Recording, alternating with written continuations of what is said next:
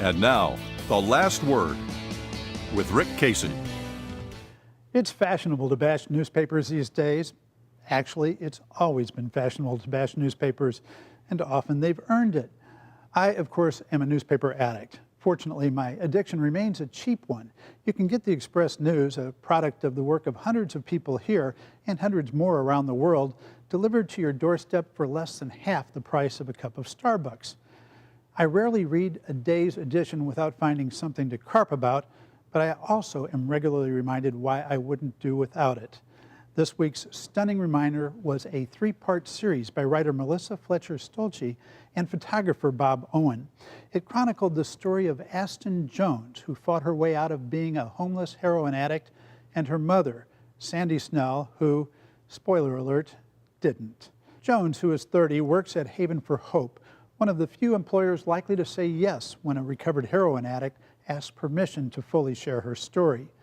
And what a story it is, told with the humble candor of a veteran of Alcoholics Anonymous.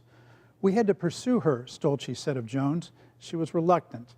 But when she decided to open up and persuaded her mother to cooperate, Jones was, in Stoeltje's words, an open book. She gave me the amazing details. My challenge was to do it in such a way that didn't sensationalize or exploit them.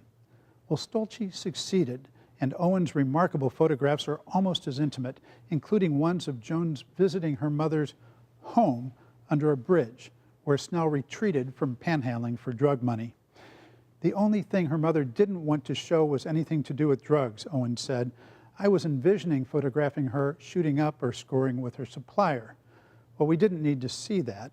The most powerful impact of a story like this is that it lets us know the richness of a life that we otherwise would just throw into a bin in our brain. What description do we need other than a homeless heroin addict? But the fact is that each life is different, and some, like Asten's, are remarkable. By 5, she was, in effect, a parent to her 3 younger siblings. By 10, she had suffered trauma and challenges many of us don't encounter in a lifetime. And then it got worse. Longtime viewers may remember me telling the story 2 years ago of another drug addict who had been homeless. He broke into our house in Houston at 11 p.m. one night nearly 10 years ago.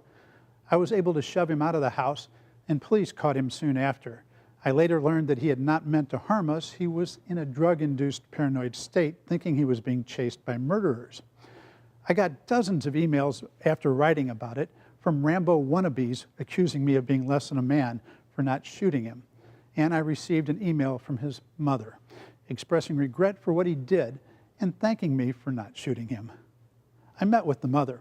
She was a medical administrator and raised Joey Calzado in an affluent Houston suburb. She showed me pictures of a tow-headed boy in a Cub Scout uniform, but when he reached puberty, she lost Joey to the street gangs despite thousands of dollars worth of counseling and therapy.